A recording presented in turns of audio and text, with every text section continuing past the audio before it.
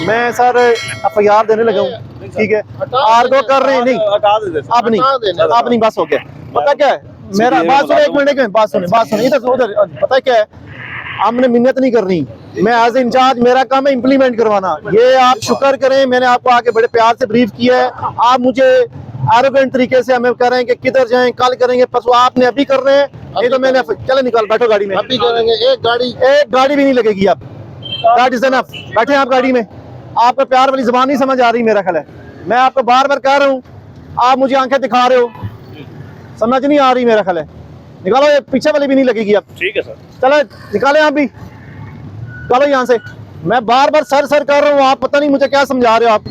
मेरा काम है इम्प्लीमेंट करवाना, मेरा काम तबलीग करना नहीं है। यही बात है, समझ आइए, ये पता नहीं क्या समझ लेते हैं आप।